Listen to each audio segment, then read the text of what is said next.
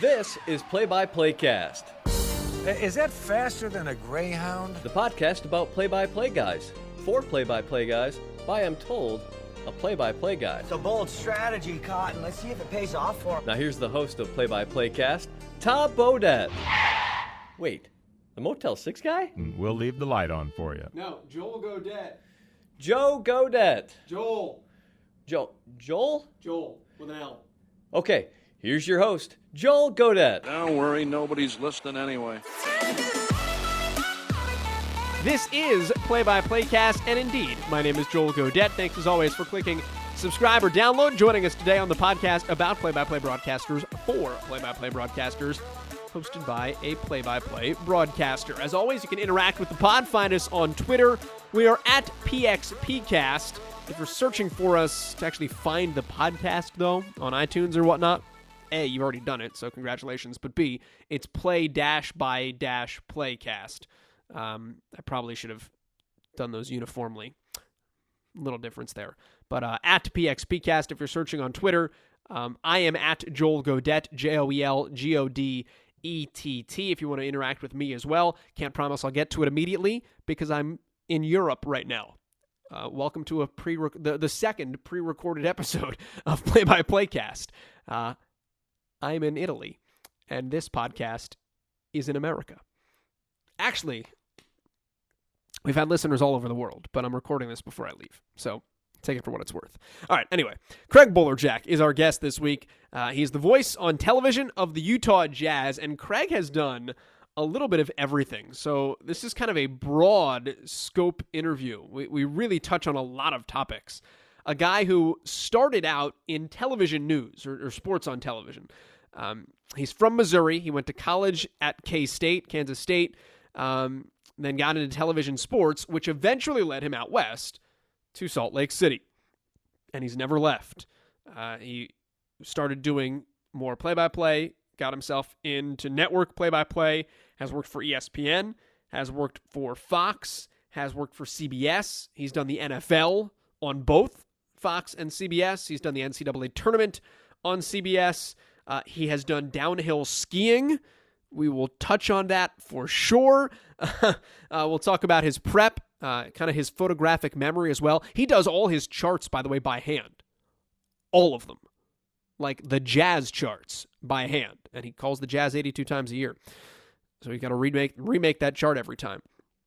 So we'll touch on that. We'll touch on team versus network broadcasting, what it's like being the voice of the Jazz versus kind of parachuting in and doing individual games. We'll talk about calling games in smaller crowds. That's something we've really not talked about on this podcast a lot.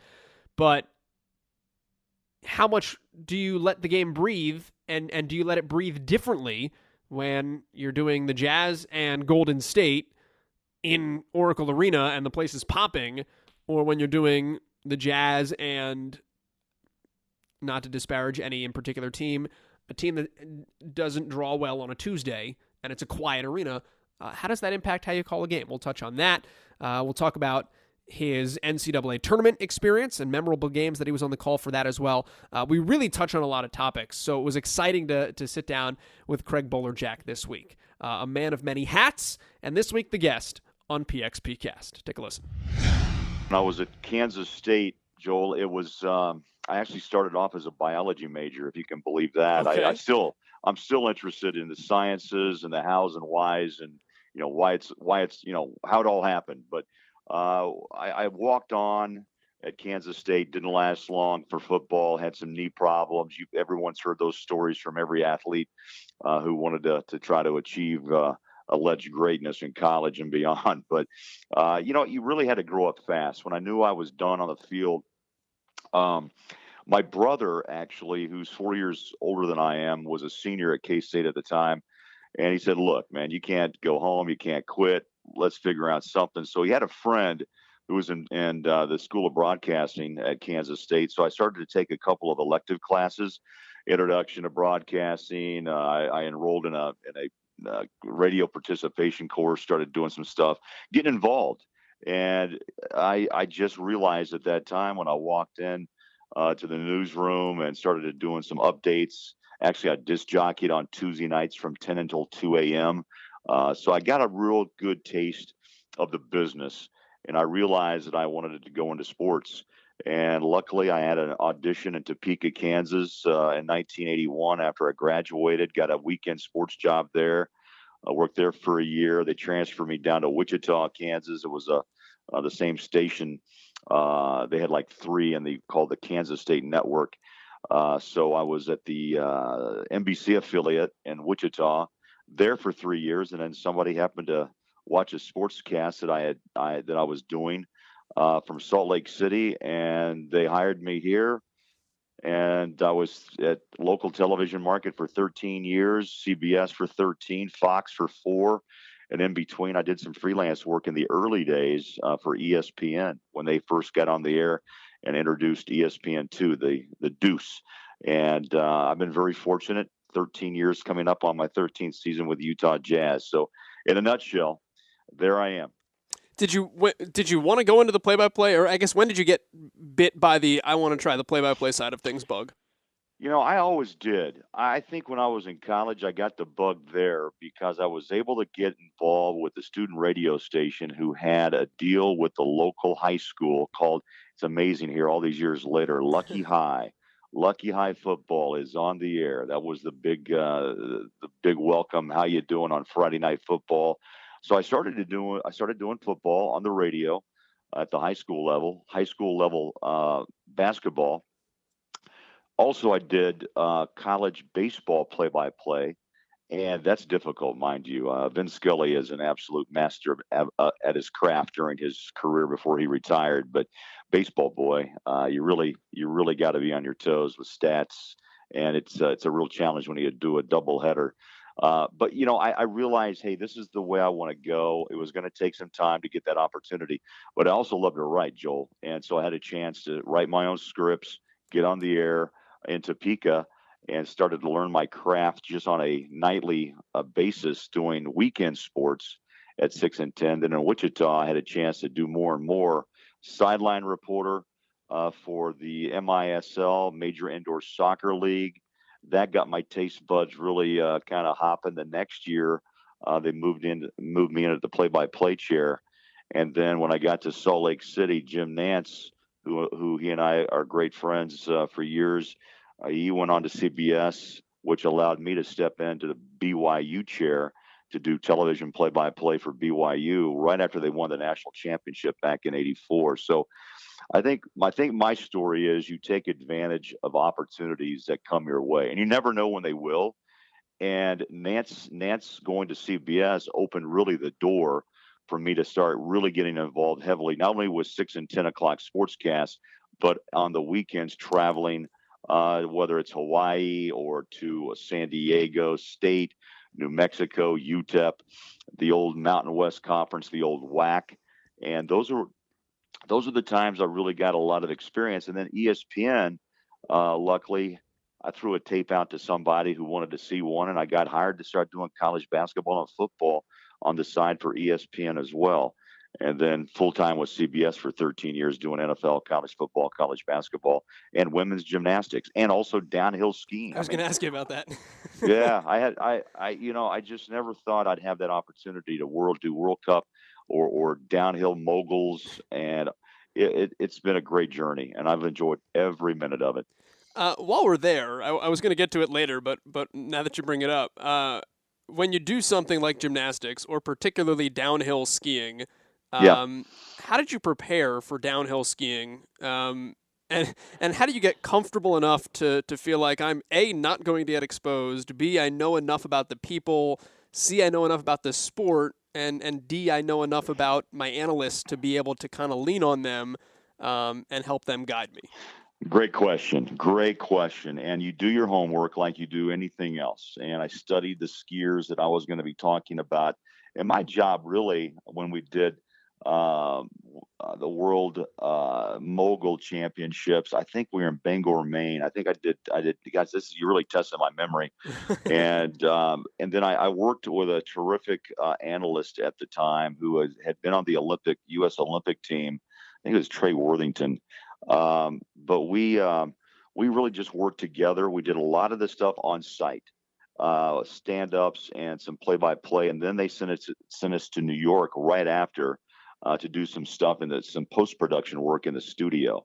So we did a majority of it as if live, and then we came back in and they melted 2 days of competition down into 1 hour, and so we had to just kind of melt it all into a special CBS Sports Spectacular production, and it was fun. That was a real challenge to blend what you had done there and then bring it back into studio and make sure you still had that same excitement level, and just to do some standings. And, we had to do some final standing boards and that type of thing. So it really was a magical thing to put it all together and blend it.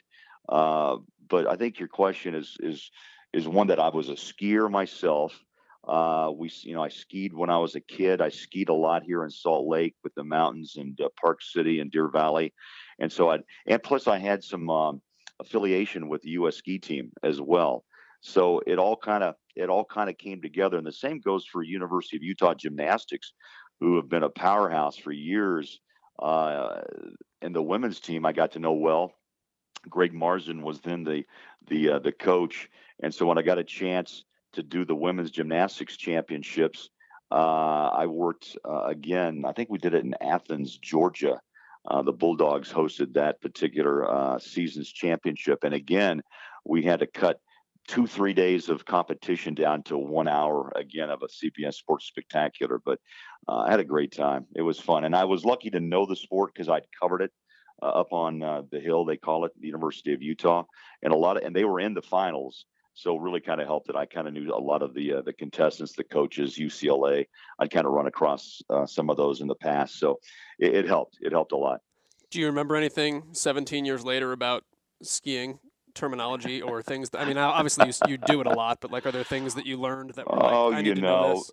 Yeah, it's, the little slang terms for Daffy Duck and the crossover and the windmill, all that stuff. When they hit the mogul and they're trying to find a tight line, that was the big line, and I tell you, the moguls are amazing. I mean, those athletes, male and female, are spectacular. They must have, and I wish I had knees like that. They must have, shock absorbers, because they were able to cut a line like I've never seen before. Terrific athletes, amazing athletes. You mentioned having known Nance for a while as well, and obviously going back to when you started doing the BYU stuff. What's it like being able to see a guy like that work up close and in person, and kind of have the relationship that you have with him, and get a different vantage point for a guy that is so well revered in the industry nowadays? Well, when Jim and I got to know each other in Salt Lake, it was a short time, but we really made a connection. I really respected his work, and he was a year younger than I was, and he'd come up the fast track, but just a natural. And he had just had a great ability to interact with people, and he was just a natural and very relaxed in a studio setting, which I think CBS saw right from the start. And now the rest is history. Voice of CBS Golf, the Masters, NFL. I think he's got Tony Romo in the booth this year. College basketball. I worked with Clark Kellogg and Billy Packer myself, and they both called the finals with Jim. And I loved working with both those guys in tournament time and just during the regular season. But we stayed in touch throughout those 13 years. When I was in, traveling, I'd run into him, and then I had an agent.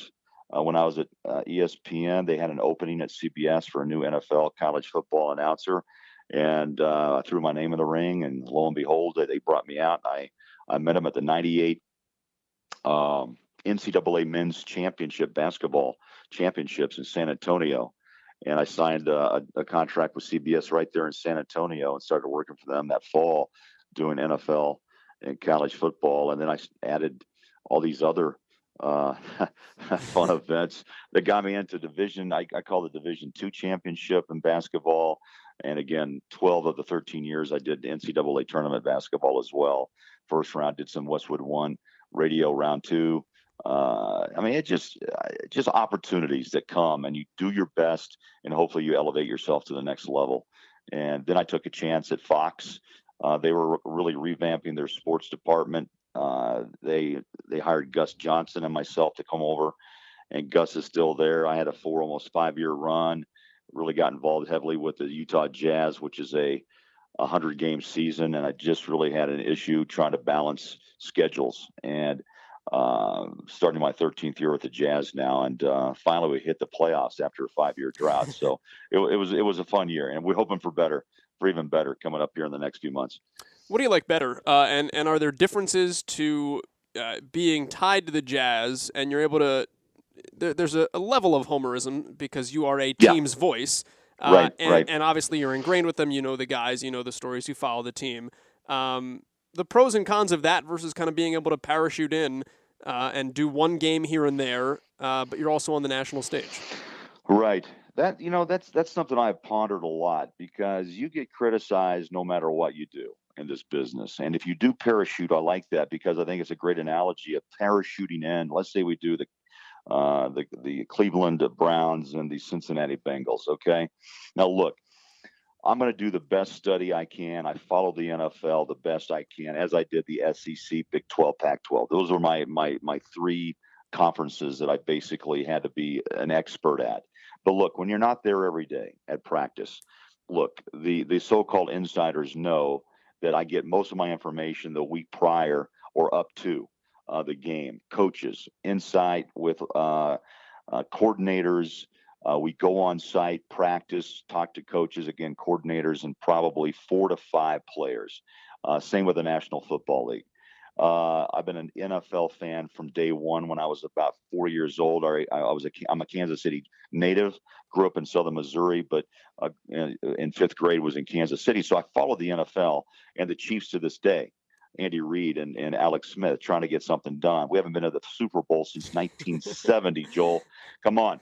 So I follow that. So, what I'd love to do as my hobby is my job as well. I love to fish, so I guess I haven't done any fishing, but, I think that's part of the reason why I'm in this business, is because that is part of me, and I follow it just naturally. But to get back to your original question, parachuting in to do the Bengals or the Browns or the Georgia Bulldogs and the Auburn Tigers, look, I follow them. But again, the criticism would come as, well, you guys just drop in for a week. Yeah, okay, I get it. But you still do your homework and you put on the best broadcast you can. And look, when the game's live, no matter what you do, things happen. You don't script it, you study it. And a lot of things are left on the floor.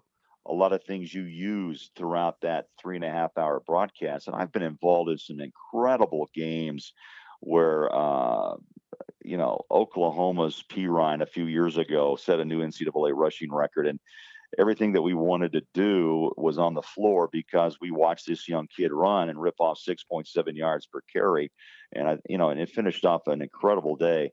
And that's the beauty of sport, and just the unknown that happens as you prepare for a week's game, or even a game in the NBA. You never know what's going to occur. And that's what I think the addiction of the business is because it's live and it's unscripted and unpredictable. I want to this question. I kind of want to break off into those same two categories as well, if possible. From the standpoint of when you do a game, and this goes into working with producers and your analyst and kind of as the whole team of it. Let's start on the Jazz side of things. What do you do to approach it as saying, we're not broadcasting a game, but we're broadcasting this game?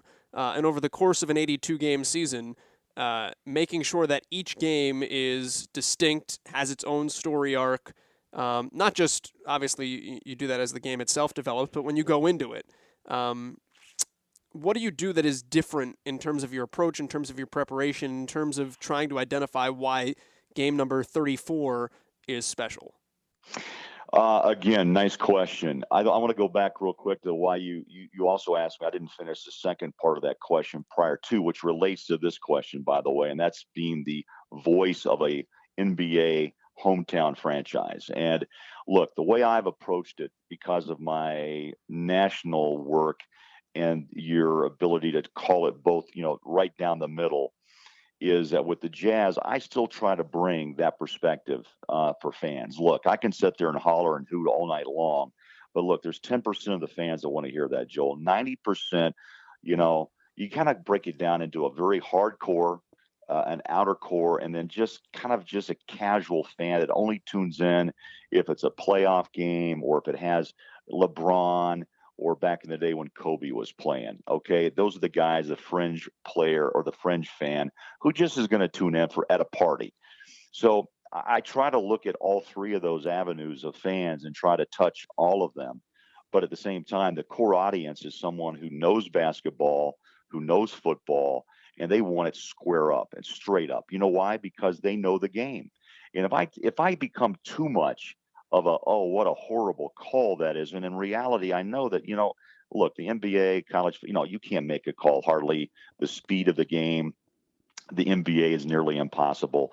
There's conspiracy theories, I get that, but look, I try to call it through my eyes as a fan, and that's really been my. I guess I've put my hat on that for my career and who I am.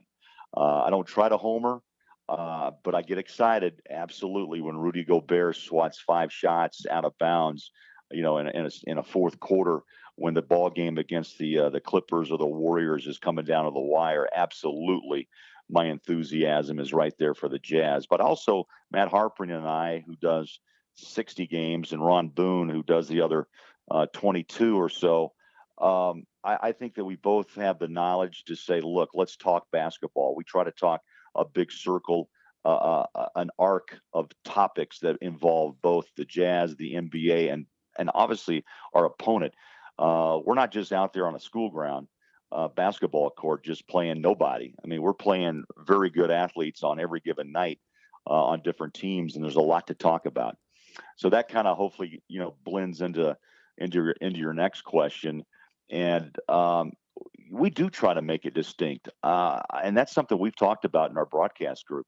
I'll throw on a name, Travis Henderson, who's our producer director. And we have others, about a 5-man team, not big. So we're pretty tight. We're close, and we travel a lot. It's like a secondary family, honestly, on the road, especially. But we have open dialogue and conversation. Do we always agree? No. Are there storylines every night? Yeah. And that means that we take a look at what the Jazz did the prior game, who's on a streak. We try to look at tendencies, and we also try to do storylines that will interest the fan for the opposition as well, to bring them into the ball game of why. Why should you watch? That's always what we ask ourselves. And I think that's really a good question every night to try to make each game distinctive. And I think we do a good job at it. We get strong ratings for a mid-sized market team. And last year was even more exciting with Hayward becoming an all-star, Gobert making his name known in the world of potentially Defensive Player of the Year.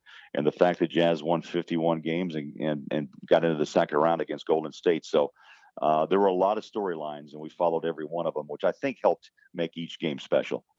On the national side of things, similar question. It's different because there is no shortage of storylines when you're dropping in from one game because there's so much to crunch down. But that being said, what's always been your approach to, I imagine there was an easy way to get overwhelmed in what is important. How do you find what's truly important? Yeah, Joel, I tell you, when the day before really the internet became even more powerful, and I'm telling you, I think in the last 2 or 3 years, I'm getting everything now, even from the NBA online. But let me tell you a day not long ago where I had the FedEx reporter or driver come to my door every morning with a package of 10 pounds of paper. And you make a great point about overwhelmed. I mean, look, there's only so much I can inhale, digest, and then exhale on a Saturday or Sunday afternoon. And, I try to find a nugget, 2 nuggets on each player. And then I do my charts by hand, 2 deep as we call them, and flip charts with, left to right would be left tackle, off to the tight end, then quarterback. And I do 2 deep in each of those positions and flip it. The flip card would then have the 2 deep for the defense. Do you do your Jazz by hands too? I do. Yeah. A lot of people laugh at me because they use computer or templates. But look, my mind works as a flash, like a photo. I look at it and I have color coordinated, names and numbers and things I highlight with yellow, blues and greens. that works for me. Now, for others, they have used the computer and have a template, and it probably is quicker to set up your chart. But I like to work on it because what I do is I can memorize it and I can see it in my mind's eye. And then I write down those nuggets of information. And then you let the game come to you. I don't try to force it, but if it happens, I'm prepared. We've had games that shoot the Jazz are down 30, and I know that people are watching reruns of Gilligan's Island, but you still have a job to do and still have to get through that tough third quarter and that finishing fourth. And that's where your work comes into play, talking more of a broad spectrum of the NBA, what the Jazz, how they'll bounce back from this. Let's say they're playing the Cavs, where they're going, look ahead at the schedule. Are the Jazz going to play? This is their fourth game in 5 nights. Fatigue is set in. The Cavs are fresh coming off they've been home for the last 10 days. And sure, the Jazz are running in mud right now. But you don't want to overdo that either, Joel, because, look, these are professional athletes, and they don't really want to put a handle on excuses either. You'll never hear it from most coaches. Yeah, they'll say, yeah, we're tired. Yeah, but, that doesn't mean we can't come out and compete and play. And I think that you have to always keep that in mind. The fans do come, and they do pay a hefty sum to see great athletes perform at a high level every night. And that's what the expectation is. And so I have to keep that in mind as well, because the fans still drive this. We know that the television network, billions of dollars are paid for rights fees, and the NBA is as healthy as they've ever been. But still, the product has to equate to the level that's being paid. And I think that's something that Adam Silver is going to have to really look into. And I don't know, that I think this season's schedule may have more rest dates. We may start earlier so that this rest issue is going to be squelched, because the networks pay too much for rights fees and the fans pay a lot to come in to watch your favorite athletes. If they're not on the floor, the NBA has failed.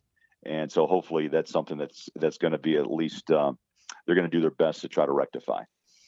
You mentioned kind of having a photographic memory when it comes to your charts and your prep too. And I'm curious, because I had read an article that was written about you that had specifically mentioned it was a spot in 2010 where you did, in like a 24-hour period, 2 Jazz games and a Utah football game. Right. And obviously you've done a lot in Right. your career, where you've done a lot of games in similar situations like that.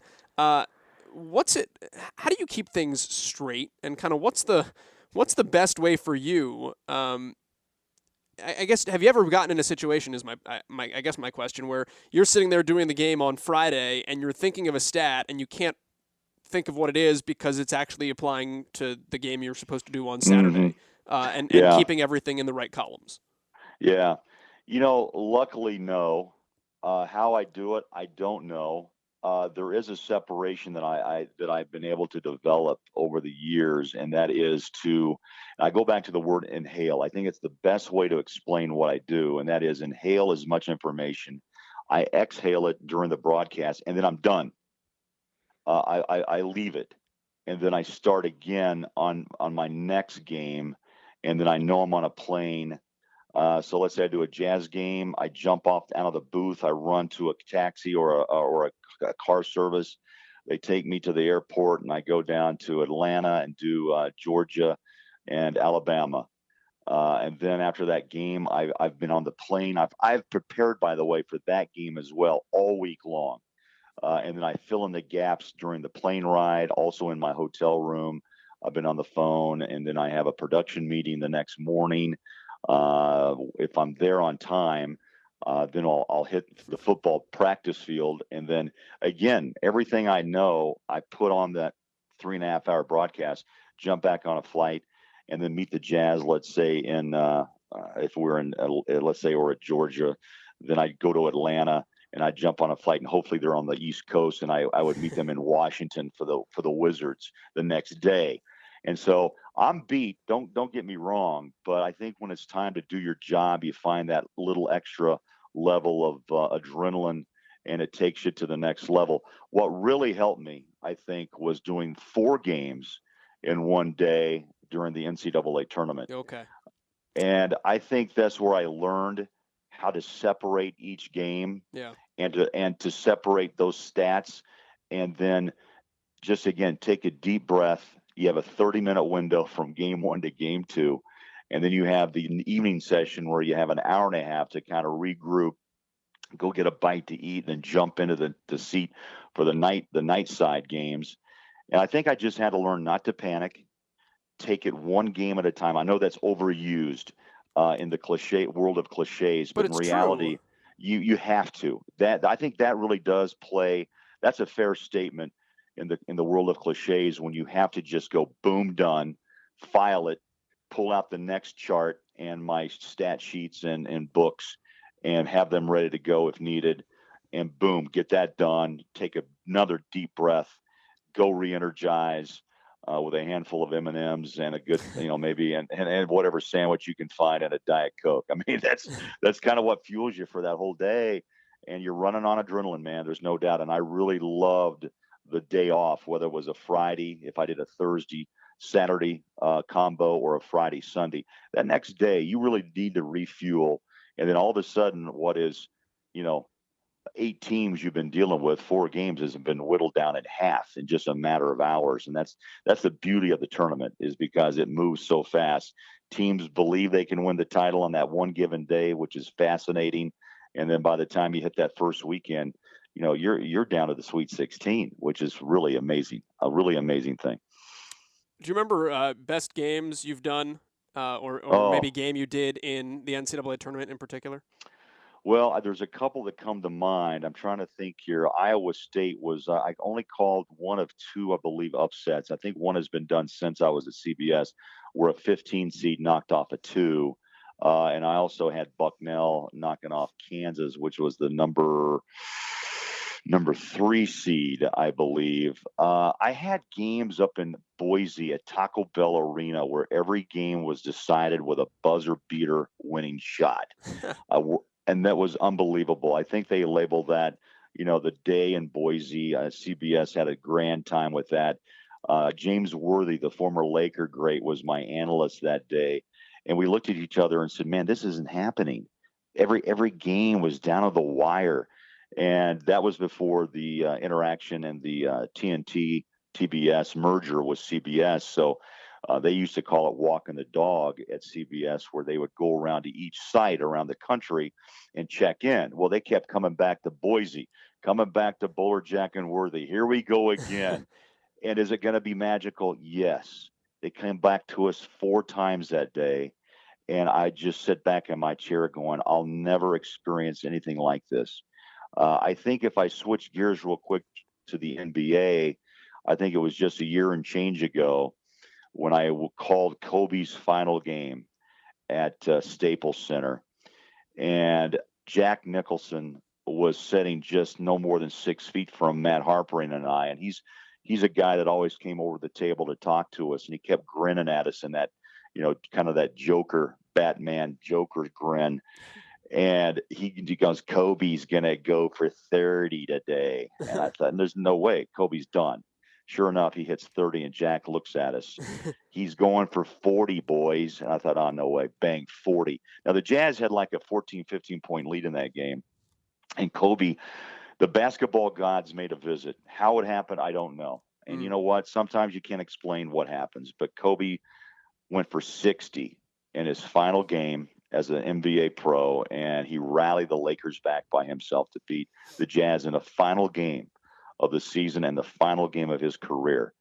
And as heartbreaking as it was to see the Jazz lose, it's amazing. And I don't keep a lot of memorabilia, but that one I have the sheet, also the box score, a photo, and I don't take photos either. It was just weird that somebody came up to Kobe, Matt, and I prior to tip-off and say, hey, you guys get together with a photo, man. It's Kobe's last game. So he was in a really giving, fun mood. He was jumping around to everybody. We're just on the floor watching warm-ups. And so, yeah, we ducked in for a photo. And I'm thinking, wow, I've got that photo on his final day, and I clipped that to my score sheet and the box score, and I kept that because that's a Hall of Fame moment. That's cool. For me, Hall of Fame moment. Yeah. if I can get into the nitty-gritty of actually the physical calling of a game with you, one of the big things, particularly for me, I did radio pretty much exclusively until a couple of years ago, is obviously the layout the layout versus talk debate. And in terms of how much you say, when you say it, how much you physically call a play. If a guy's on a breakaway layup, do you let him go in and just say nothing and then punctuate at the end? Like, how do you approach it? All those types of questions. What's been your way of attacking actually calling a game versus kind of laying off it a little bit? Another great question in your interview process here, my friend. I get asked that a lot, really, but by fans, and some of them, again, and you know this, calling radio, you can't please everyone, right? Yeah. But you have to please yourself in the sense of your style. I always work on my style. I've been at this a long time, and I'm never satisfied with the way the style or my approach or my call. But I think you have to go with gut. I think I finally determined that you go with the moment. You have to go with what the feeling is, the crowd, the moment, the situation.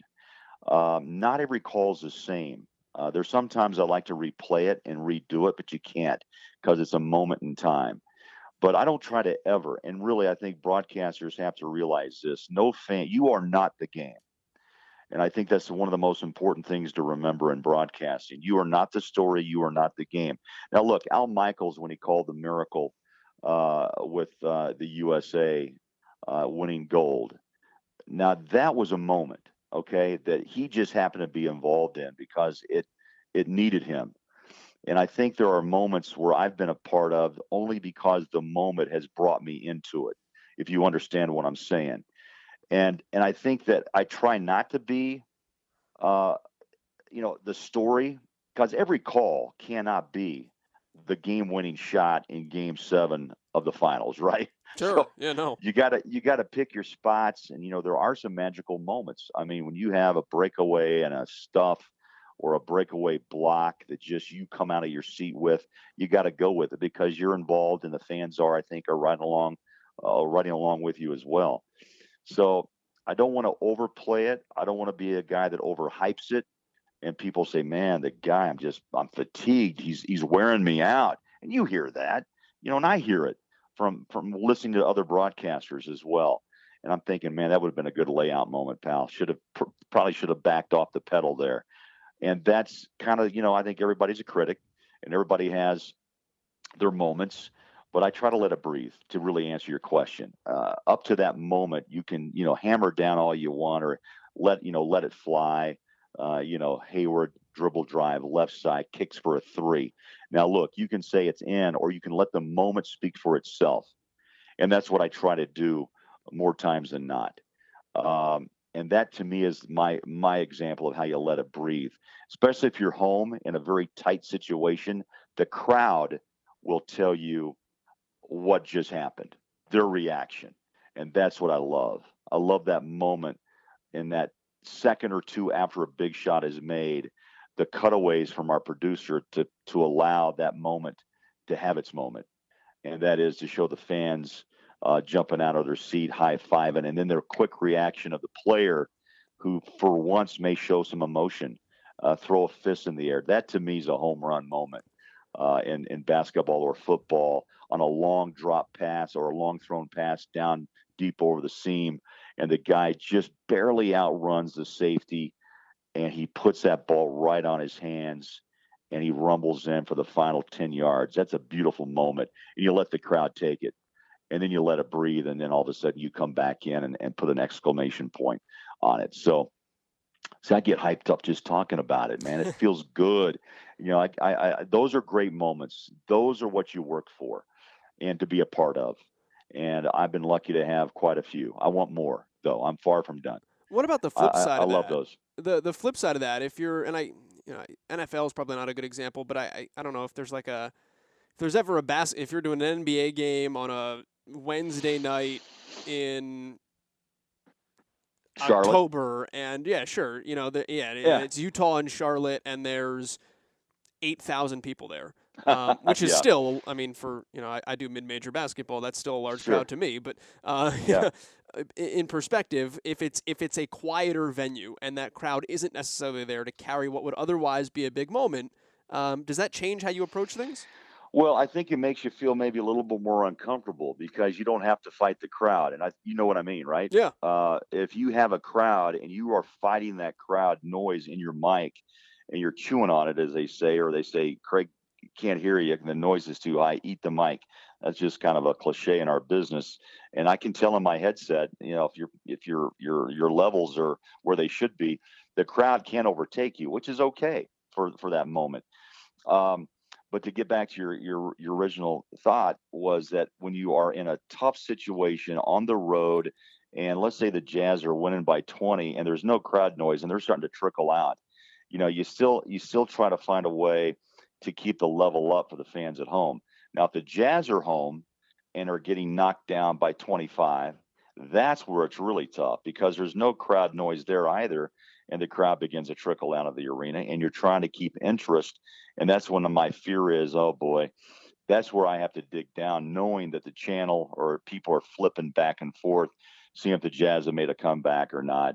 But your job is still to try to keep as enthusiastic and as engaged as you can. That's what you have to do. Now, not the other part of that is don't overplay it and try too hard to make an exciting game, a non-exciting game, exciting. Because look, again, the fans are smart. They realize what's going on, and this is an off night for the Utah Jazz, whether it's home or away. And so that's where you try to broaden your scope, especially at the end of the third and the fourth quarters, when you realize the game's out of hand, and you go back to your homework and you go back to the bigger picture of what's happening in the West or East, and just the NBA overall. You mentioned at the very beginning of our conversation that you love writing, and that's a passion of yours. And I had seen a story about you where you had talked about being a good writer just professionally and as a broadcaster, how that can help you. Yes. But is there a particular side of that can relate to play-by-play because it's unscripted?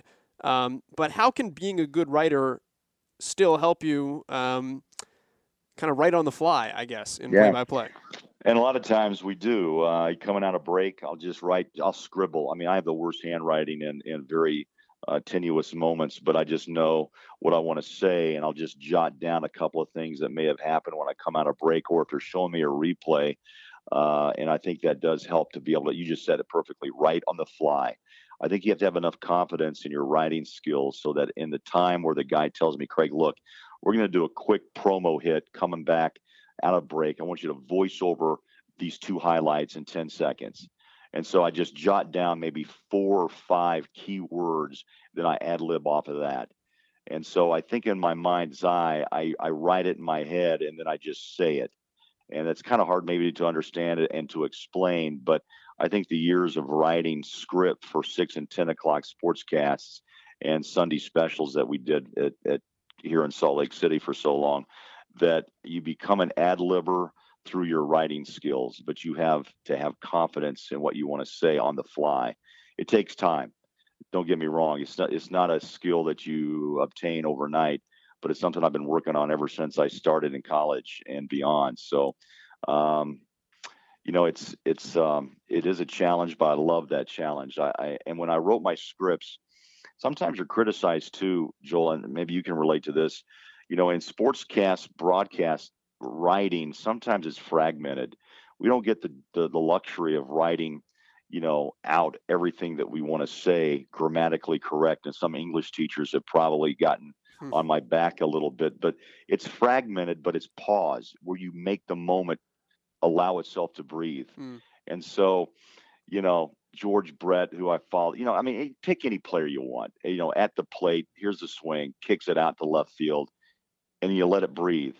And then it's up, over, out, 3-run shot, Royals by 3. Now that's not a complete sentence, right? But in sports verbiage, you got your job done. But I do like to write, and that means complete sentences. But I also enjoy putting packages together. When I was doing local sports, you go out and find a story, sit down to interview the late, great Lavelle Edwards, the former coach, Jerry Sloan, who's battling an illness right now, or Kyle Whittingham, I've talked to, a lot of different people from all walks of life, but I like to take that story, a raw story, and bring it back to the station, write it, edit it, and then bring it to life.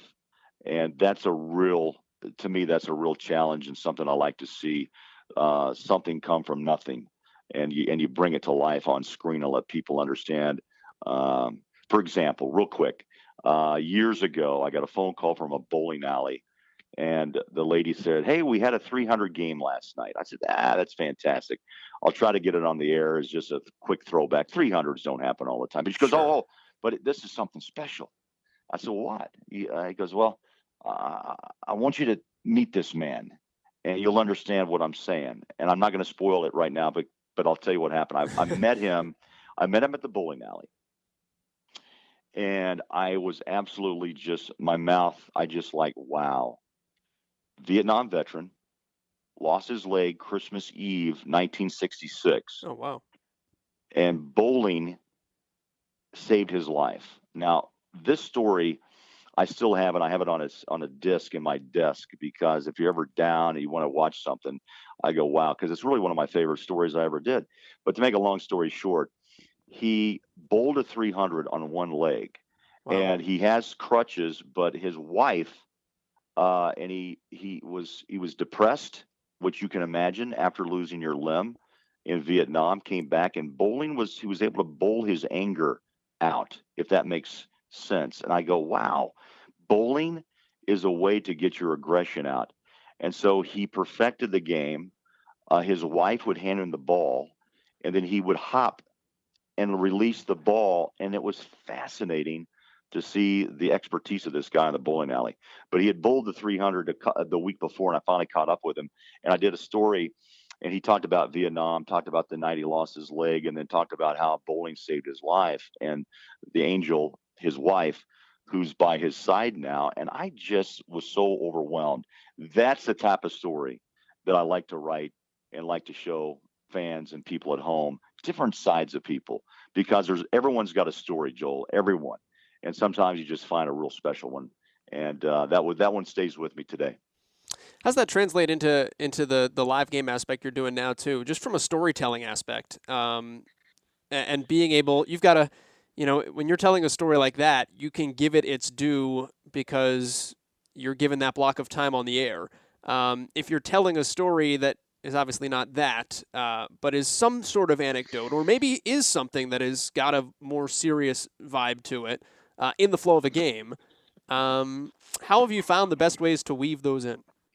Sometimes those stories find their way into a broadcast in a timeout where we're still on air, obviously, and there's a discrepancy on a down marker or what have you. And I don't want to ever force it. It just depends if it just happens to be there and the topic is relevant. Sometimes those nuggets, as I said before, are stories that you want to tell about an individual, but only if the time is right. And let's say, again, in an NBA or college basketball game, when it's one-sided, those are those nuggets that come into play. Sure. That can really fill some time, especially if that player is, let's say, a second or third string running back or a 11th or 12th guy off the bench. And all of a sudden you have a story that you have to relate on his journey to the NBA, or his journey from high school to college, or his journey from college to the National Football League. That's what I found out too, Joel. Everyone has a story, and I know that's repetitive, but it's amazing when you have time to sit down and just discuss things, what people will tell you. And that's, instead of X's and O's, yeah, you can talk cover two and zone defenses, and you can talk man coverage all you want, but sometimes if you just sit and listen and ask a question, where are you from? Why football instead of not, maybe you're a 3-star athlete, but someone's always got a story. And I think if you just take time to sit back and jot down a few notes, and you can get that on a broadcast, you just made the broadcast better for all. And I try to do that every time I'm on the air. Tell a story the best you can. How much do you watch your stuff back still to this day? Used to a lot. I think I became obsessed, honestly, Okay. on the nightly. I don't know if I was obsessed, but I wanted to see how I came across to the viewer. And after a while, I said enough, because critically, you can tear yourself apart. And I think I started to trust myself more. And I just decided I'm going to go do my thing. And hopefully it's good. Now, there were times still I wanted to go back, or I'd hear a play. I was lucky enough a couple times, 3 times, make the ESPN play of the day, okay, call of the day. And, people would call you up, hey, man, you just made that. I go, oh, wow, great. And I'd find it or listen to it. And, there you go. Like, I could have laid down a little bit better. But you do have to make yourself better, to take the next step. And, I don't do it as much. No, I record a few games, or my wife will, and I'll come back and I'll flip it to like the fourth quarter and just kind of see how I ended the broadcast and how we built up to a winning shot or something like that. Because it still comes into play, and it helps me to understand, lay out, give it more juice. And I think you have to still be critical of yourself. Obviously, you never call a perfect game. And Joel, if you do, let's retire. Okay. If you call it, you retire, whether it's next week or next month. No, but I always say that to myself. Look, there's never a perfect game. If I call it, then let's go to retirement, Bill. But I have too much fun, and I don't want to go there. Last question. I'll let you go on this note, because you've been more than generous with your time. But I want to ask you something more offbeat, and that is, I read in a story about you that you would love to, and I don't know if you have to this point, be in an animated feature film. Is that true? Well, you did your homework. Yeah, I do have. Look, I guess I grew up at a time where I was infatuated with cartoons. I loved the old Popeye black and whites. And you're too young. There was a Johnny Quest. I love Johnny Quest. Johnny Quest just mesmerized me as a kid. Popeye, Jetsons, all that stuff. Wasn't that big of a Bugs Bunny, all that stuff. But those other kind of high level, a little bit more advanced cartoon stuff. And then I thought, man, the voices behind that. And then I saw animated Pixar films, and all of a sudden I go, wow, I love an opportunity to throw a voice into a character in my off time. And I'm still in that pursuit, Joel. If anyone listening wants to give me a shot, please, I would love. I've auditioned for a couple. I've done some, a lot of voiceover business videos.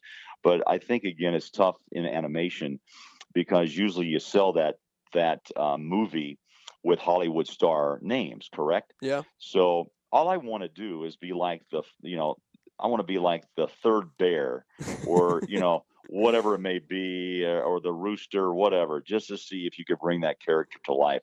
That kind of fascinates me. It's a hobby. If it ever happens, I would love to jump into it. In the summertime, when I have a little off time, downtime, and I've got a couple of people I'm working with right now to try to make that happen. But so far, it's a very tough. Our business is difficult enough, but that one's even a higher level of difficulty. And I'd love to just have a shot at some sort of a small role, just to kind of see how they do it and experience it. I think that's part of it that's fascinating to me, is how it all, again, maybe it's how you bring a character to life, just how you bring a story to life, I think is what fascinates me the most. It would look great at the end, too, where you're like, the headstone just says, like, voice of jazz, national broadcaster, bear number 5. Yeah, that'd be good. That'd be a nice addition to it. But, if it happens, great. If not, it's something I'm trying to work towards. But look, I got a plate full. It's fun. You know how the business runs. It's a privilege to be in front of the mic, and it's been a privilege hanging out with you for a while. Craig Bolerjack, our guest here on Play-by-Playcast. Animated feature film. That's something we've not hit on in this podcast yet. We have done acting before. Tom Wormy, who works for the ACC Network and has done the Final Four team stream and does a lot of golf play-by-play. Where was Tom? If I'm flipping back through the feed here. We did Tom Wormy back in March-ish. Now I'm in February. If you scroll back through the archives, everything's on the archive. You haven't had a chance to listen. Episode 41. is Tom Wormy. We talk about acting because he's been on One Tree Hill and a couple other things, and he plays sportscasters, I believe, virtually every time. But we haven't talked about being in an animated short. For a podcast about people that use their voice professionally, it's the first time we really kind of dived into that. You know, I saw an interesting interview on that note, too. If you've ever seen In Depth with Graham Bensinger, it's an interview show. He talks to a lot of really interesting people. You can find it on Yahoo. It's on a lot of TV networks that are kind of in his network as well. He did an interview with Larry the Cable Guy, of all people. And I saw a snippet from it a couple of weeks ago, and Larry was talking about getting the call to be the voice of Mater in Pixar and how it like made his career. You talk about Larry the Cable Guy being, rough and tumble comedian, and he was literally moved to tears by being the voice of Mater and being able to be in an animated short and to work with a company that is so well renowned and their movies are so impactful and important in the pop culture landscape and society. So random aside, but hey, it's those little things. I feel like everybody's got something they want to be able to lend their voice to. We all do sports play-by-play. But like in the back of your brain, I think we've all thought it would be cool to act or be the voice of a cartoon or like be the Cool Whip voiceover guy. Any one of those things. I feel like we've all had one of those inklings and itches. So it was fun to finish up with Craig on that note. That being said, I am back from Europe next week, so we will have a new guest on the podcast that has yet to be taped. I don't yet know who it is, but I will leave you in suspense. Until next Friday morning, many thanks as always to Craig Bolerjack for joining us. Many thanks to you as well for joining us here on iTunes, Stitcher, or wherever you listen to your podcasts. Until next week, this is PXPcast, and we are out. See ya.